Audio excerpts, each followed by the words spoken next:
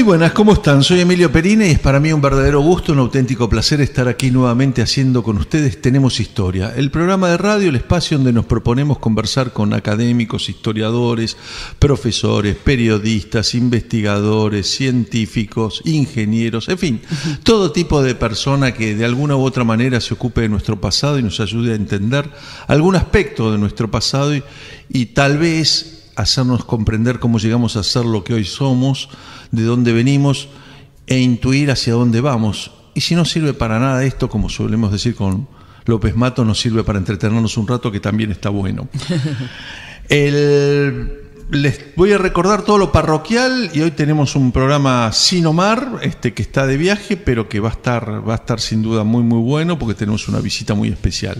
Les recuerdo que nos pueden escribir al programa tenemoshistoria@gmail.com, que me pueden encontrar en Twitter, @EmilioPerina. Los programas están siendo grabados en video y pueden ser encontrados en el canal de internet Vimeo con B corta, vimeo.com. Ahí tienen que poner vimeo.com/Tenemos Historia, o los pueden buscar a través de Facebook, allí facebook.com/Tenemos Historia.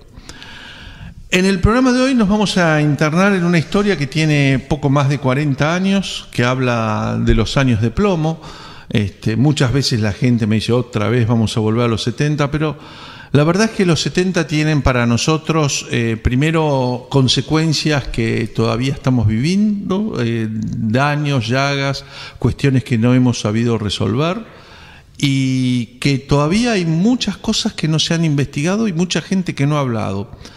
En el programa de hoy estamos con María O'Donnell. María O'Donnell es muy joven, es licenciada en Ciencia Política, además tiene una maestría en Relaciones Internacionales en la Facultad de Ciencias Latinoamericanas y Sociales, en Ciencias Sociales, Flaxo.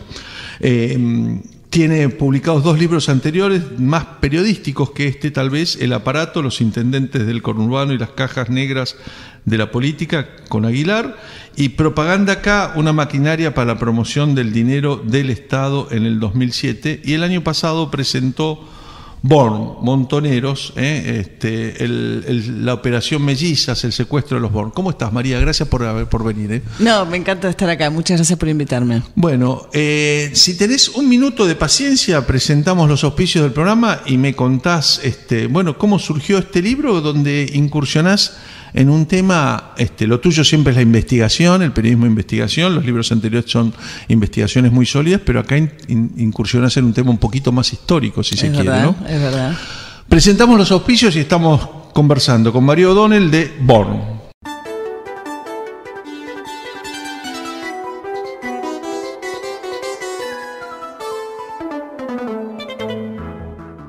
Bien, como anunciamos, estamos con María O'Donnell para hablar de Born, el libro donde se cuenta la operación Mellizas, el secuestro de los hermanos Born, que estuvieron 9 meses en la entraña de Montoneros, se pagaron $60 millones, todavía sigue siendo el secuestro más caro de la historia y lo editó Sudamericana.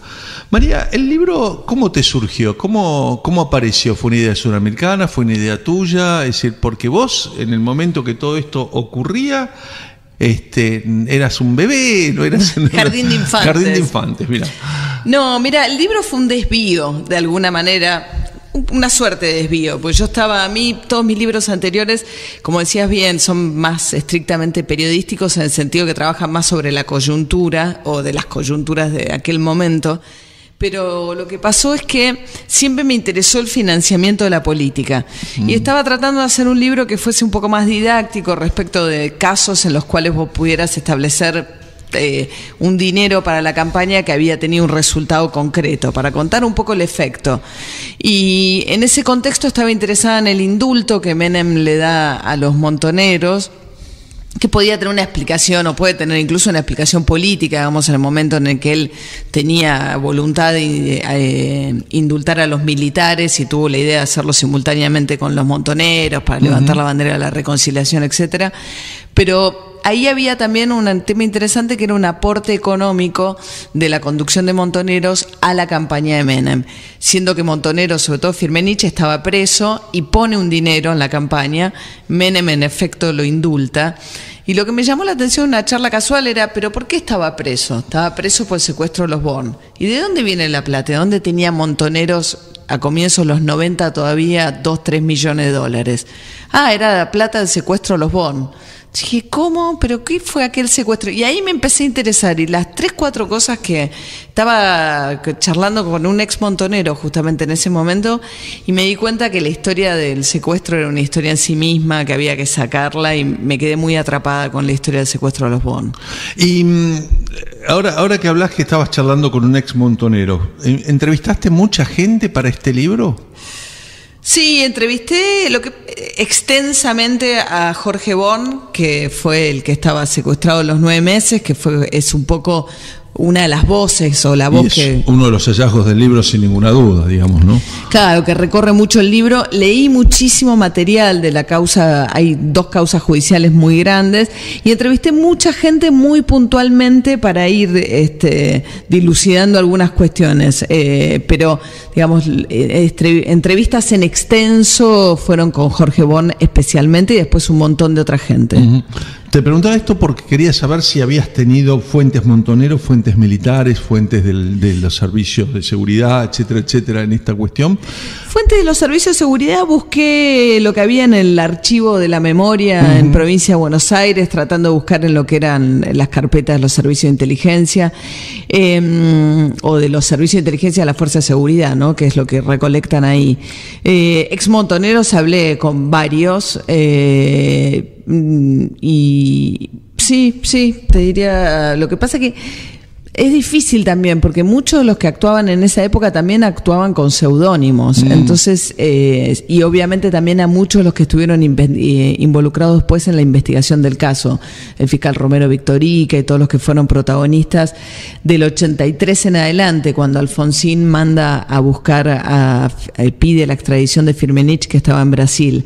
Y ahí aparecen también los testigos de la época, los colegas que les tocó cubrir el secuestro, como Andrew Graham Mule, del Buenos Aires Herald. A mí un poco toda esta cuestión del dinero, y me llama la atención porque hace muchos años un colega me decía que él interpretaba el proceso como una gran carrera de la OCA para ver quién se quedaba con la plata de los Born, porque claro, y en eso tu libro ayuda mucho. Uno no tiene dimensión de la fortuna que era. Vos hacés un cálculo aproximado de cuánto significaría dinero de hoy, y creo que ese cálculo inclusive es bastante prudente, podría ser bastante más plata, ¿no? Es verdad. Hoy hay una página de internet muy seria que sigue todos los secuestros en el mundo y que establece cuáles los top 10 de los secuestros extorsivos, y el número 1 al día de la fecha sigue siendo el secuestro de los hermanos Born en el mundo.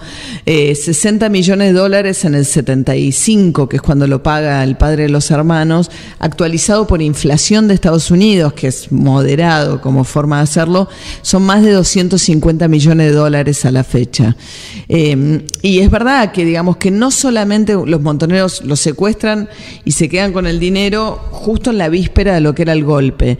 Y yo creo que esta plata, por un lado, generó una enorme cantidad de rispideces internas, y es uno de los temas donde también dirigentes que habían participado del secuestro, como Galimberti, le hacen fuertes reproches a Firmenich y compañía de que la plata les había servido para un cómodo exilio en Cuba, para financiar algunas locuras como la contraofensiva, y que ellos se preservaron mientras morían todos los dirigentes montoneros que murieron. Pero también Macera, gran parte de los dirigentes montoneros que llevaron adelante esta operación eran de la columna norte, entonces caen secuestrados y fueron torturados en la ESMA. Sabemos de la voracidad que tenía Macera también por el dinero, sí, claro, ¿no? Y después también entonces estaba la persecución de Macera y compañía, y después ya en Democracia, de alguna manera el último giro que tiene es el propio Menem, ¿no? Y la ambición desmedida de Menem y sus funcionarios, también buscando llevarse una parte del botín. Una parte del botín. Y bueno, los Greiber, ¿no? Los Greiber que antes heredan los juicios contra el Estado, porque una parte del dinero se le había llevado el que había sido, ¿no? El hombre de confianza de Helbar, el último ministro de Economía de Perón, David Greiber. como a David Graeber le habían dado una parte también del botín cuando la familia, digamos, hereda los juicios contra el Estado, porque justamente por esta plata de Montoneros es que los militares van y ahí se quedan con todas las empresas de los Graeber.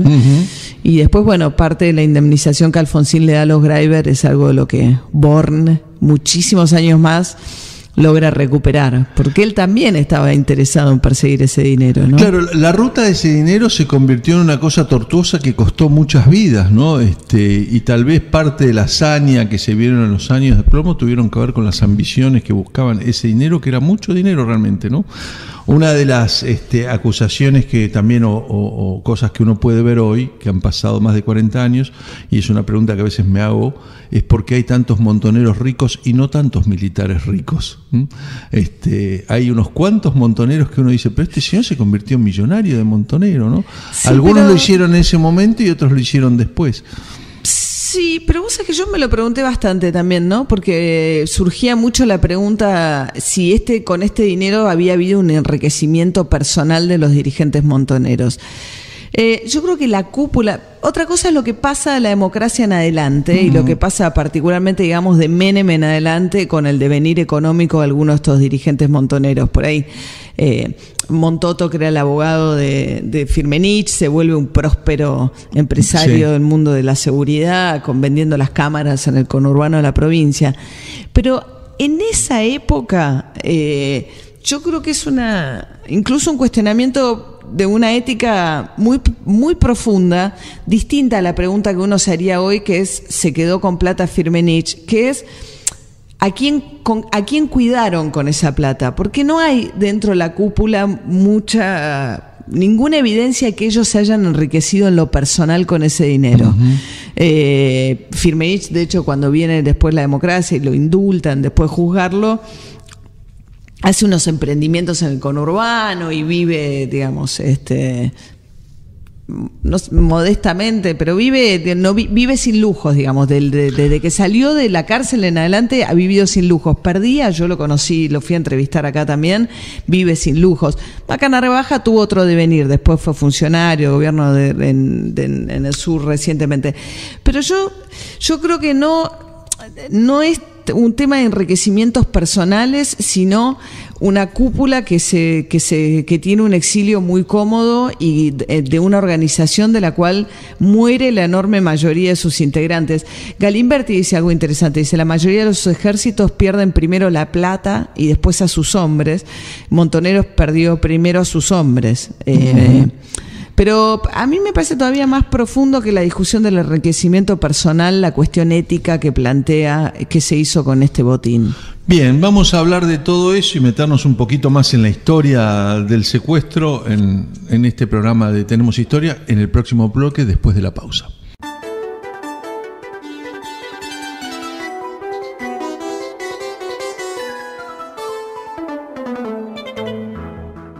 Seguimos en Tenemos Historia, hoy con la visita de María O'Donnell. María O'Donnell, periodista, investigadora, presentó con Editorial Sudamericana Born el secuestro más importante todavía hoy, $60 millones de 1975, y una parte que se pagó en víveres, un operativo tremendo, ¿no? Yo conocí a alguna de la gente que participó en Molinos de ese operativo y lo difícil que fue por la logística que requería ese operativo, que además debía engañar a las fuerzas de seguridad. Estamos viviendo en democracia, todavía gobierno de Isabel, pero era democracia.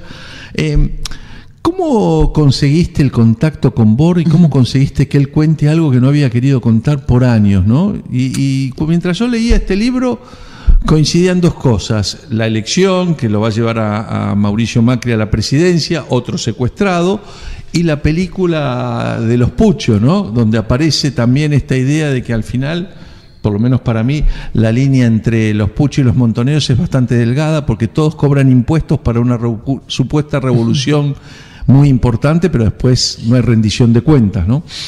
Salió, en realidad todo lo de Pucho y demás fue posterior, fue una casualidad. Y como fue también en cierta manera, más que una casualidad, una cierta circunstancia fortuita la que hizo que Born nos encontráramos en un momento en el cual él, obviamente después de que tuvimos varias charlas, se aflojó y se sintió con la comodidad necesaria como para hablar y contar.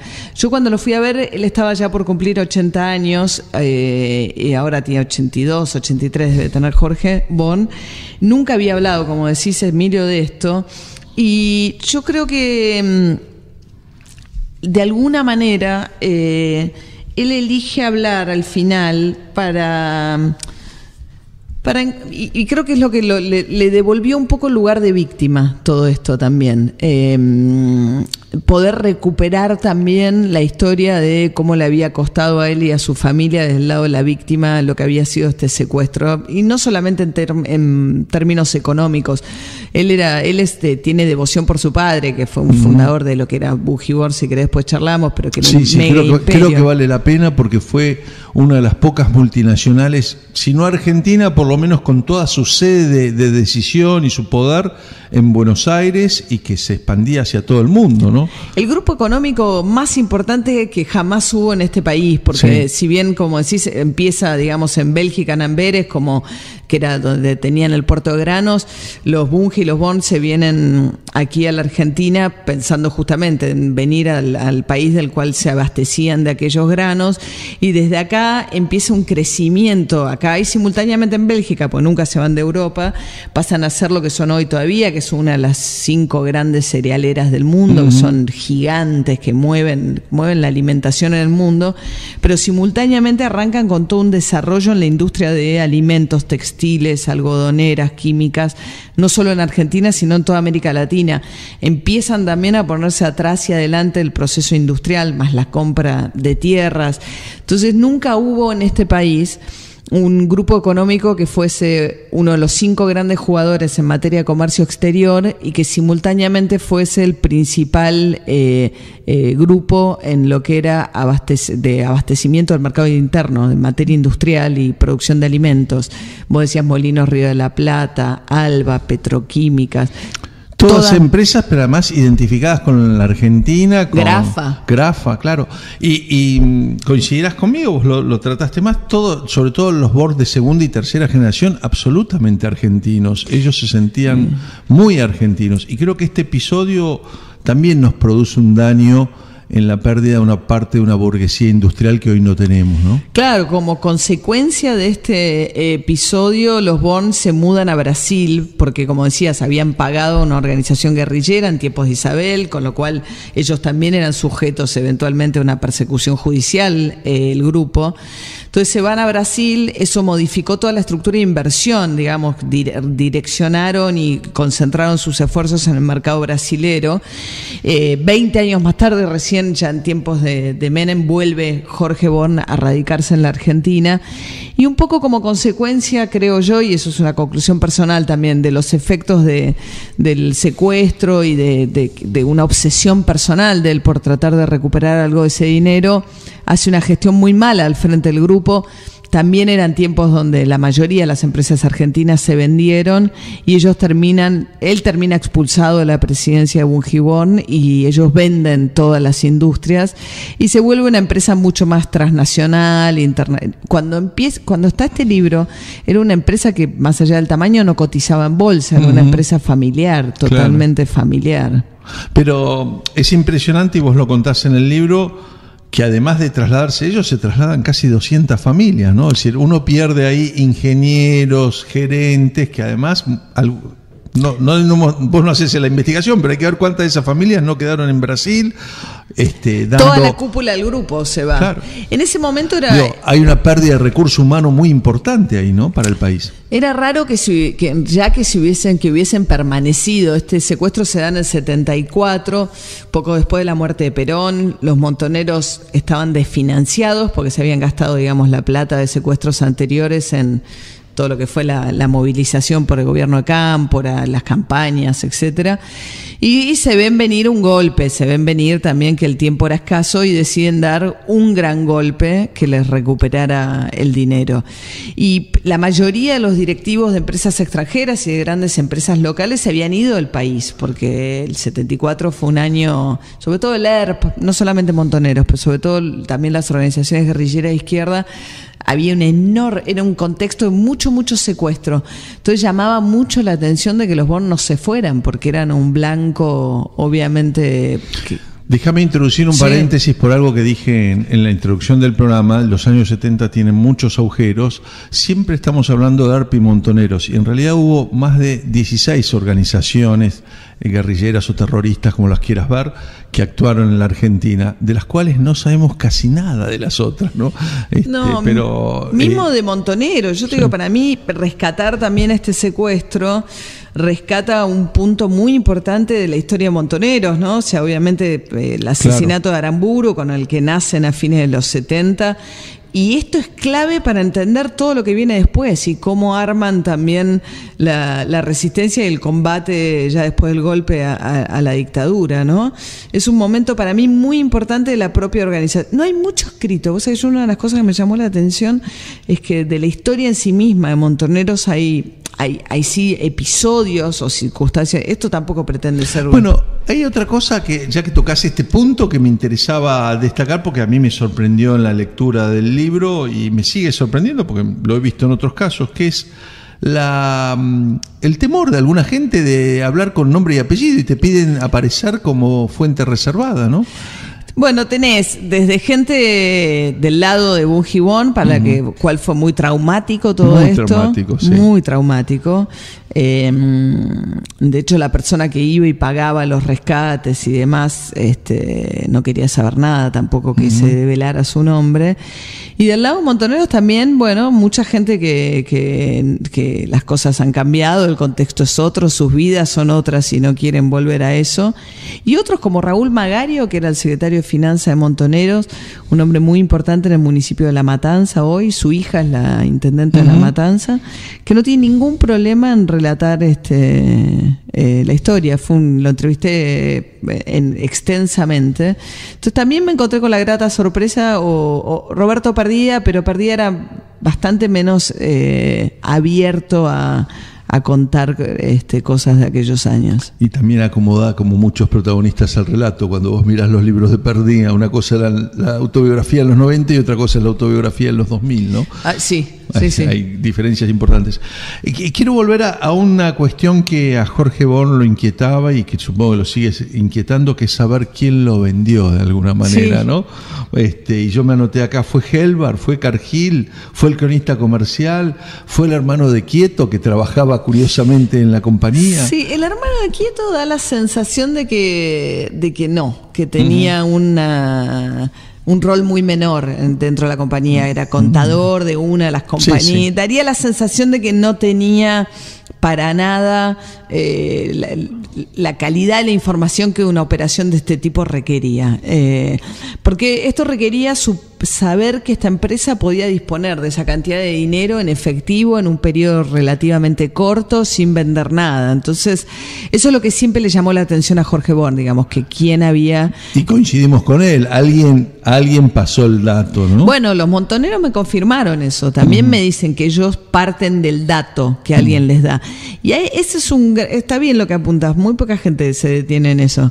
Hay una gran pregunta ahí. Había también la idea de que, digamos, Helbar podía llegar a ser un ministro de Economía que imaginaban, o el propio Greiber, ¿no? Los montoneros, que podía ser un ministro de Economía si ellos ganaban. Entonces, la idea de combatir a este grupo, que como decíamos, no era un grupo nacional estrictamente hablando, pero era el principal grupo nacional.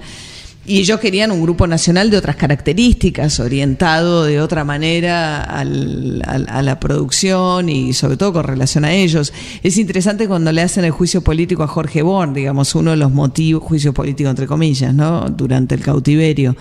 Pero una de las cosas que le achacan y que le reprochan era lo que ellos consideraban que fue un boicot de la compañía a los gobiernos de Perón, al primero, al segundo, al tercer gobierno de Perón también, y al propio Cámpora, digamos.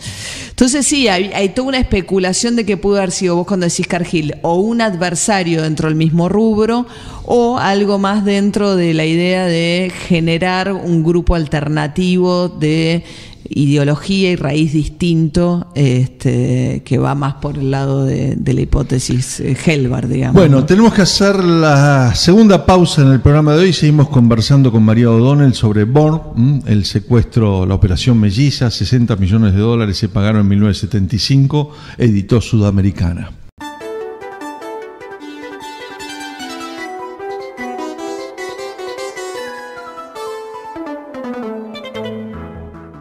Seguimos en Tenemos Historia. Les recuerdo que nos pueden escribir al programa tenemoshistoria@gmail.com, que me pueden encontrar en Twitter, @EmilioPerina. Los programas están siendo grabados en video y los pueden ver en el canal de internet vimeo.com, Vimeo con B corta, y tienen que poner vimeo.com/Tenemos Historia. O los buscan en Facebook, el Facebook de Olmo Ediciones también los va a dirigir al facebook.com/Tenemos Historia. Hoy estamos conversando de un libro que yo no lo dije, pero el libro se lee como un thriller policial, tiene momentos realmente increíbles, historias sorprendentes, esa conferencia de prensa que dan los montoneros después de cobrar el rescate y algunas historias más, cómo se hizo la operación Melliza, el momento en que la operación estuvo a punto de ser abortada. La verdad que se lee muy rápido y que deja muchas ideas para seguir pensando la Argentina. Yo te diría que ese es el mayor mérito de este libro. Abriste un nuevo camino, ¿no?, para ver los 70 y revisar unas cuantas cosas. En el bloque anterior hablamos bastante de lo que el país perdió al perder una burguesía industrial, que no es solo el caso de los Bohr, sino son miles de familias y de historias de vidas que han sido cambiadas, muchas inclusive que ni siquiera están registradas porque se pagaron los rescates y no hubo ningún tipo de registro ni análisis de historia. Yo conozco un par de casos de empresarios que pagaron fortunas, que tuvieron el trauma, que eso cambió sus vidas, cambió el destino de sus empresas, etcétera, etcétera, ¿no? Pero volvamos a un punto que me parece muy interesante, que es cómo va evolucionando en el cautiverio Bohr en su relación con quienes lo tienen detenido, ¿no? Al principio hay como una decisión de no colaborar y finalmente el que termina manejando las cosas es el propio Jorge Bohr, frente a un padre muy estricto pero al mismo tiempo con una ética muy respetable, ¿no? Eso es, me parece, desde el punto de vista humano lo más interesante, ¿no?, del desarrollo del libro, que tiene como otro nivel, que es esta situación de padre e hijos, la relación entre los dos hermanos, los dos en cautiverio, por separado, sin saber nada el uno del otro, porque los levantan cuando iban los dos en el auto, matan al chofer y matan a un gerente de Molinos, Alberto Bosch, que además era el mejor amigo de Jorge Bohr, ¿no? El íntimo amigo de Jorge Bohr. Y se los llevan a estos dos hermanos y los meten en celdas separadas, sin saber nada el uno del otro. Juan muy rápidamente quiebra psicológicamente y entra en una situación de colapso emocional.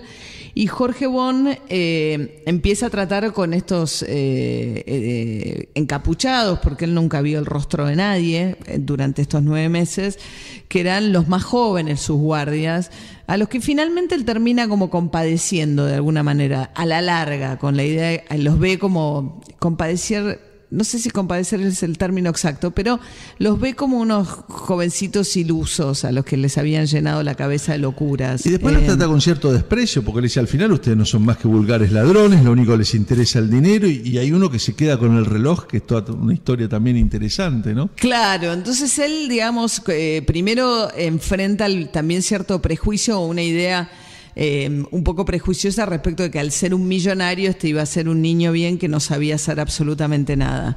Y desconocían que él había sido criado por un padre multimillonario en un mundo de enormes privilegios, pero también un tipo muy severo de religión protestante y una madre alemana que lo había hecho hacer la colimba en unos años en los cuales los ricos argentinos no hacían la conscripción.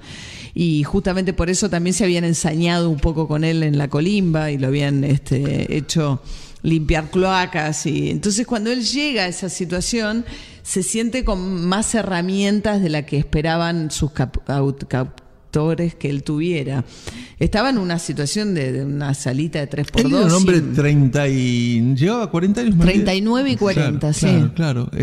Frente a jovencitos de 25, ¿no? Porque en realidad eran todos jóvenes. Sí, pero él, claro, metido en un hueco 2x3, sin ventanas, sin luz, sin ningún tipo de... Tenía apenas una lucecita, un catre y la comida que le daban. Y ahí sale con una gran fortaleza mental él, ¿no?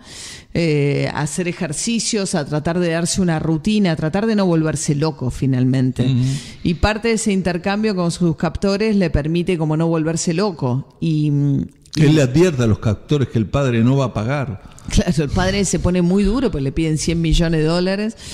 Y él con una lógica que los captores no entendían nada, le dice, ¿pero de qué están hechos ustedes? Y dice, ustedes no conocen a mi padre. Hay una película que tuvo una remake, la primera versión es con Glenn Ford, la segunda con Mel Gibson, donde se da esta situación de un empresario en Estados Unidos, y creo que está basada en un caso real, que no quiere pagar el secuestro de su hijo. La segunda versión, si no me equivoco, se llama Secuestro. Ah, sí. Y lo que el alegato moral es que si yo pago, favorezco una industria en la cual van a caer víctimas otras personas que son inocentes. Y en realidad, cuando uno lee tu libro, más y vuelvo a los Pucho y demás, lo que uno ve es que se generó una industria en esa época, ¿no? No, claro, era el principal modo de financiamiento de las organizaciones guerrilleras, eran los secuestros extorsivos. Pero el padre de los Bourne tiene casi la misma actitud de Glenn Ford o de Mel Gibson. Claro, decir, bueno, no está se el paga caso porque famoso no de corresponde. Hearst, ¿viste? El petrolero, claro. que es además contemporáneo al caso de los Bourne, que el abuelo, que el chico murió hace poco, en el medio de una vida bastante destrozada, pobre, que lo secuestran, y al nieto. Y entonces él dice, si yo pago ahora, tengo 30 nietos, no me acuerdo. Claro. Dice, voy a tener que pagar 30 veces por cada nieto que me lleven. Y él solo, el millonario, le da al hijo el dinero que podía descontar de impuestos y además se lo da a modo de crédito.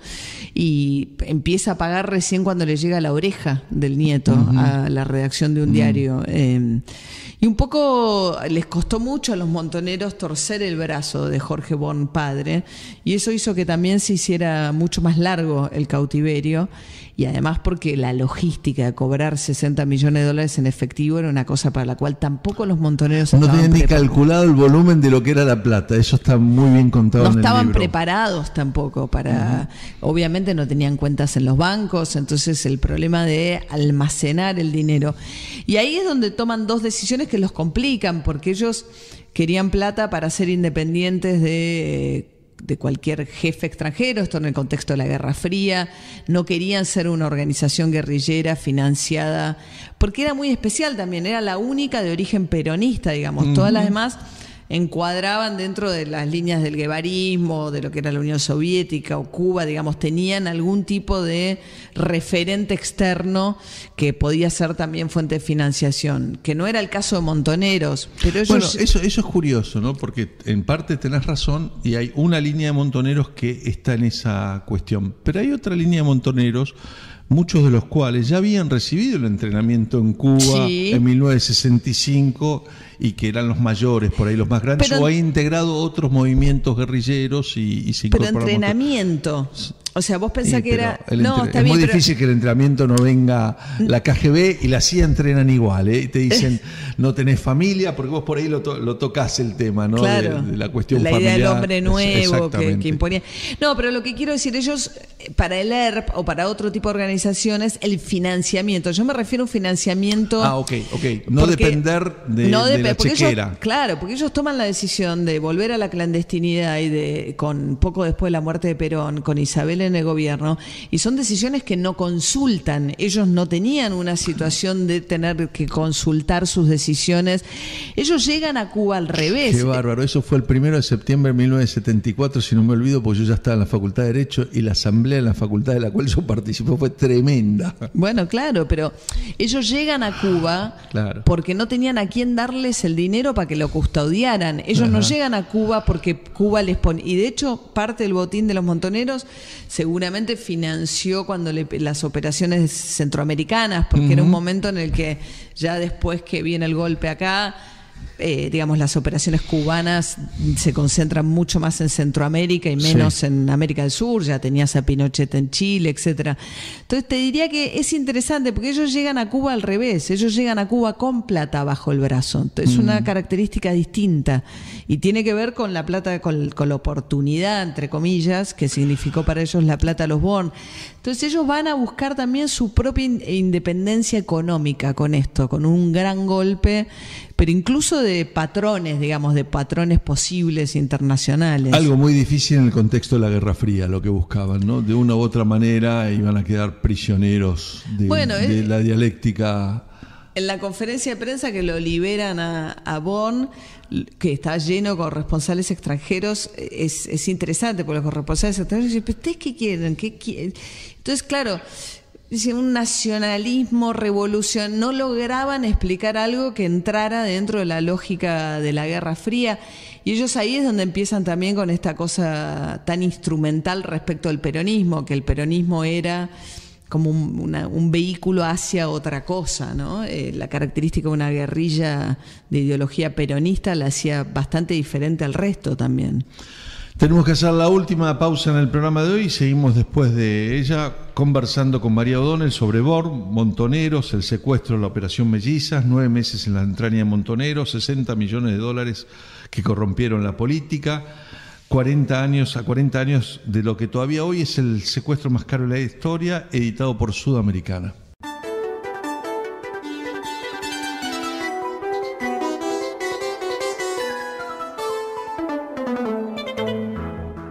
Seguimos en Tenemos Historia. María O'Donnell se propuso rescatar la voz de Jorge Born, una voz que está presente en el libro y creo que está...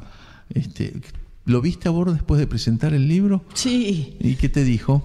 No, ya te digo, me parece que él estaba satisfecho con el impacto. A ver, él no sabía ni qué iba a escribir yo, ni yo no le mostré absolutamente nada a lo largo del proceso.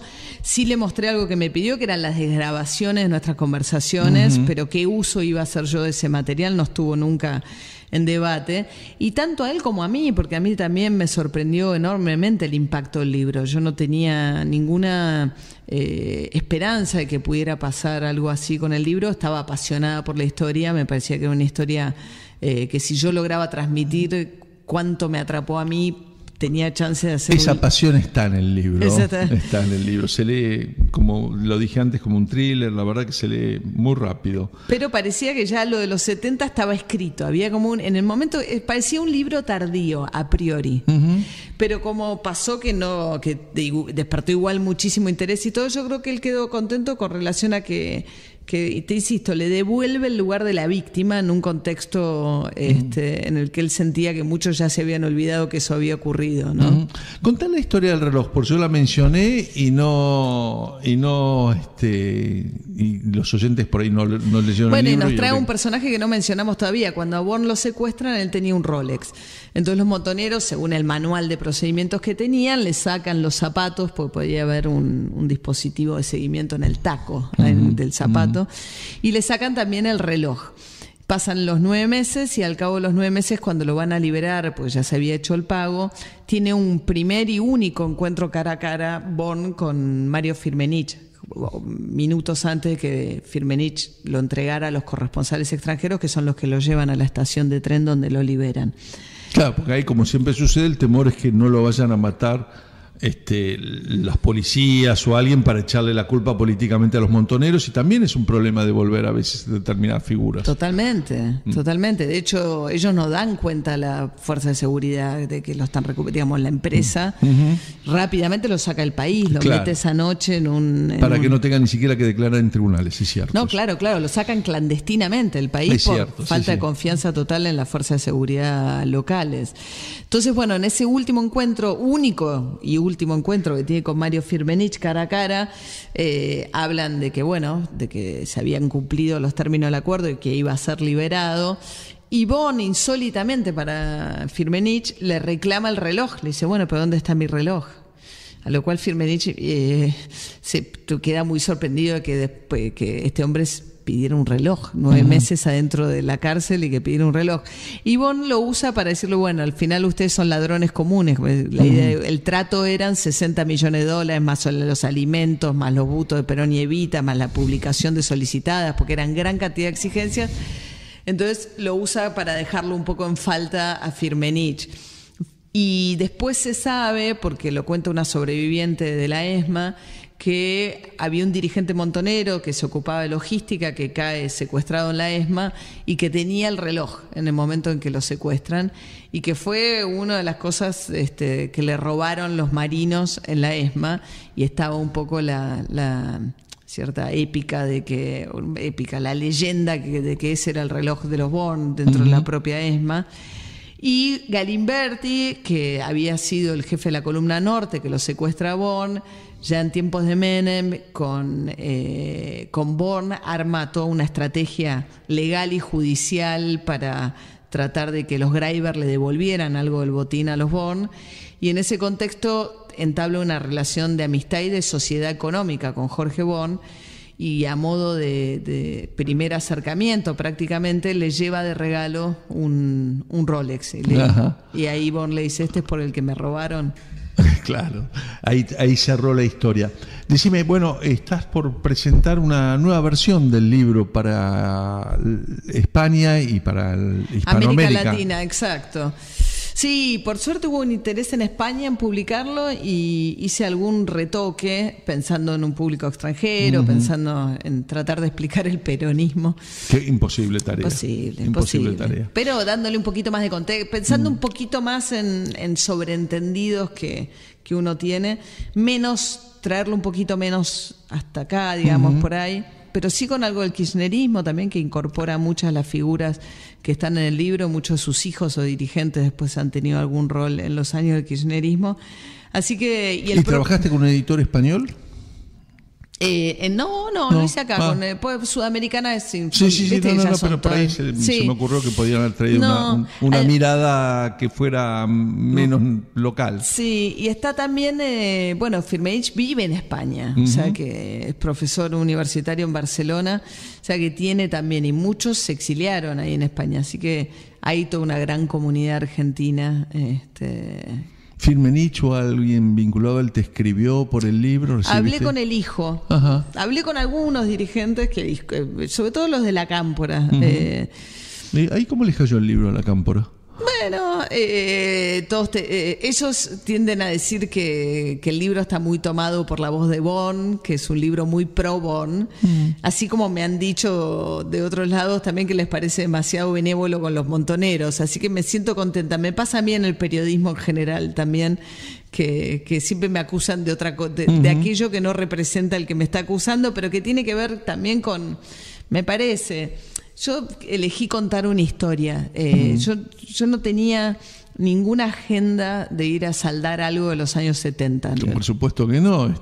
Naciste después de todo esto, hiciste la escuela secundaria en democracia. No, pero digo, incluso hay libros que legítimamente, a mí me parece que es es una manera de encarar un trabajo también, sentir que hay algo que está desacomodado, algo que falta iluminar, algo que falta equilibrar. Yo en realidad me fasciné por el secuestro. Como consecuencia del secuestro me metí a contar la historia de los 70. Y yo creo que una cosa que me di cuenta después que lo había publicado el libro, es que termina contando una historia sin pretender yo entregar una moraleja de esa historia, que es un problema, pero que indudablemente trae temas muy delicados. A mí me pasó que durante la presentación del libro apareció, en un momento cuando se negaba a pagar el padre, matan a un directivo de Bungibón, como para decirle, bueno, no mataremos a tus hijos porque queremos cobrar, pero te vamos a matar a toda la cúpula de Bungibón. Y vino la hija muy conmovida, fue más un crimen espantoso, el crimen de Muscat, porque iba con la hija y lo bajaron del auto y lo liquidaron adelante de la hija. Y ella estaba muy conmovida y me dijo que ella agradecía el libro pues sentía que le devolvía también al padre el lugar de víctima, porque ella nunca había podido ni siquiera lograr que ese crimen se investigara en el mismo expediente que el secuestro de los Bond. Ella lo único que tiene es un expediente que dice riña en calle. y que nunca nada, que por supuesto cerró sin que nada avanzara. Entonces me pareció también que había mucha gente que todavía tiene una cierta necesidad de que la historia se cuente.